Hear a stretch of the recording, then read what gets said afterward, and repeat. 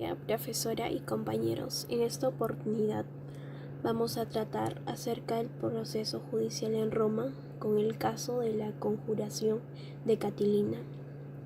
Los integrantes son Mabel Laura Choque Mamani, Lizuge Sarabia Gutiérrez, Fátima Nicole Valdés Mamani, Victoria de Los Ángeles Gómez Córdoba, Fernanda Britney Quispe Arce, Melanie Giselle Axaraya Quispe, Brian Michel Sánchez Calcina. Posteriormente comenzaremos. Introducción. El proceso judicial. Podemos afirmar que el proceso judicial es un conjunto de actividades ordenadas por la ley para el desenvolvimiento de la función jurisdiccional.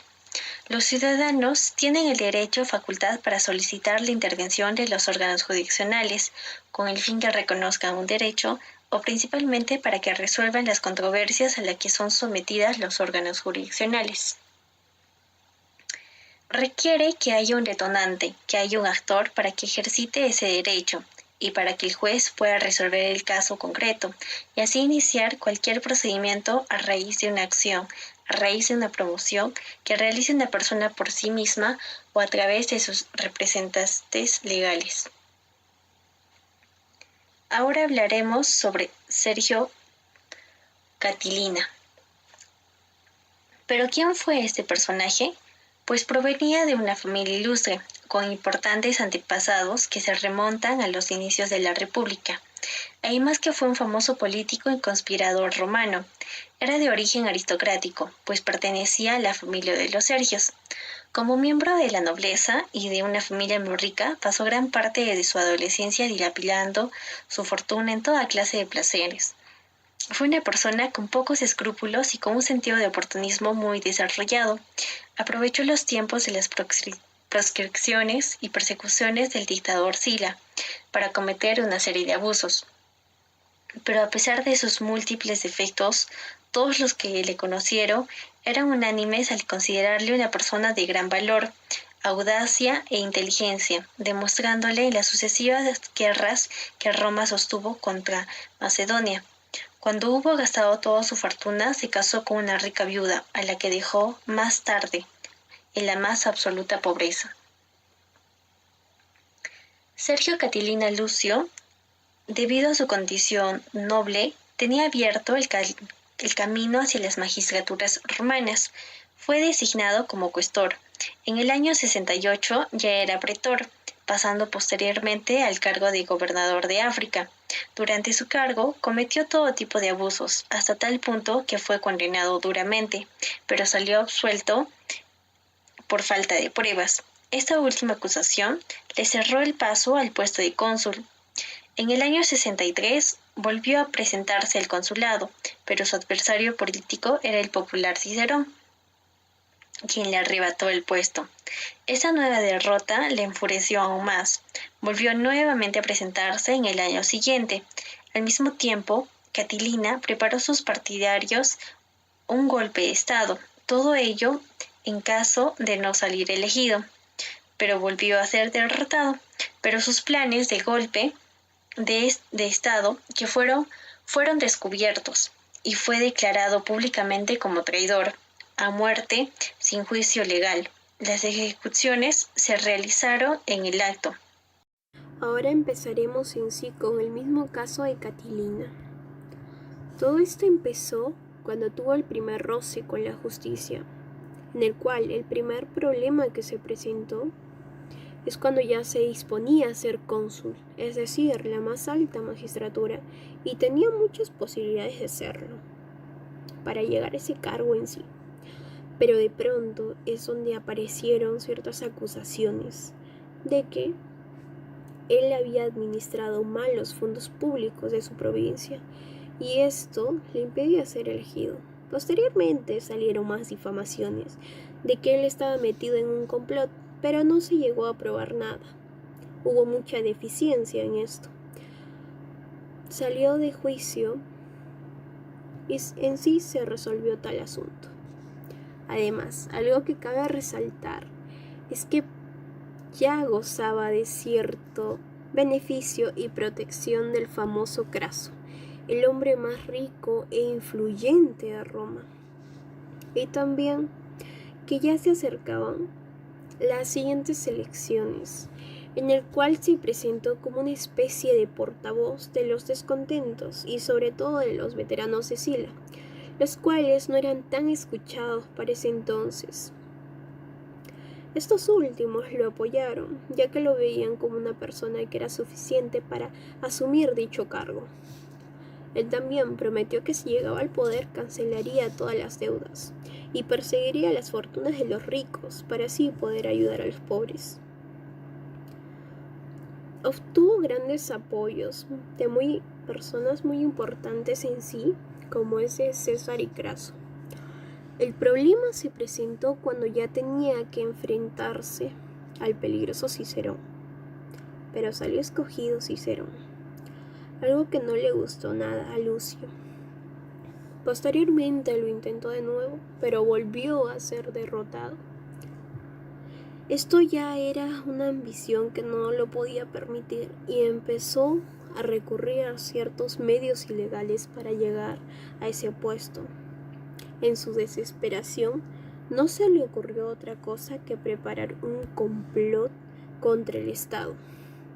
Se rodeó de nobles y veteranos descontentos, puesto que las grandes familias de Roma ya no le apoyaban a Cicerón y más apoyaban a Lucio. Incluso hasta se apuntaron algunos esclavos a su bando. Se hizo realmente popular por ser un patricio que apoyaba a la clase plebeya. Así que llegó a reunir una gran cantidad de dinero, armas, entre otras. Y entre los planes que tenía Catilina estaba asesinar a Cicerón la madrugada del 7 de noviembre del 63.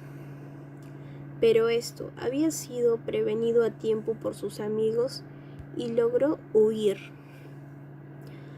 antes que llegaran los matones a su casa. Al día siguiente, Cicerón pronunció ante el Senado uno de sus célebres discursos dirigidos contra nuestro personaje. Una de sus frases con el tiempo se ha hecho muy famosa. Intentó hacer una sublevación en Capua. Algo más resaltante que tenemos es que en sí Cicerón llegó a revelar ciertos medios ilegales que quería hacer Lucio.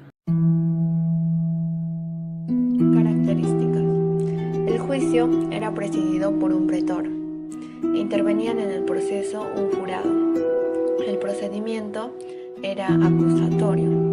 Las partes podían defenderse solas o por medio de advocatus. El jurado votaba absolviendo, condenando o en blanco. El magistrado imponía la pena. Aparecen las primeras garantías para el acusado, como las de ser oído, la publicidad y la posibilidad de ser defendido por terceras personas. Y las sentencias eran de forma oral. Catilina asistió a la sesión como si nada hubiese ocurrido, pretendiendo ignorar la razón de la reunión. Entonces Cicerón, haciendo gala de sus increíbles dotes para la oratoria, dio uno de los discursos más famosos de la historia, cuya frase inicial fue: ¿hasta cuándo has de abusar, Catilina, de nuestros sufrimientos? Tras verse acorralado Catilina por Cicerón, huye. La huida de Catilina convenció definitivamente a los senadores de su relación con el levantamiento. Catilina fue nombrado enemigo de la República. Dentro de la ciudad de Roma aún quedaban senadores leales a Catilina. Sin embargo, no se sabía cuántos ni quiénes eran realmente estos senadores. Una vez más, la suerte estuvo de parte de Cicerón. La embajada de una tribu gala y la conspiración. Catilina huyó de Roma bajo el pretexto de que se dirigía a un exilio voluntario. Sin embargo, se dirigió hacia el campamento en Etruria.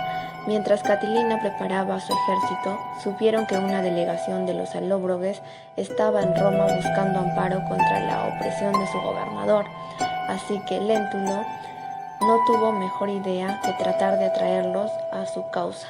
Léntulo se valió de los servicios de Publio Umbreno y Publio Gabino. Umbreno expuso a los alóbroges toda la conjura. A fin de convencerlos, les narró la historia indicando que Publio Cornelio Léntulo iba a ser el tercer Cornelio que gobernase Roma. De esta manera la conjura fue revelada.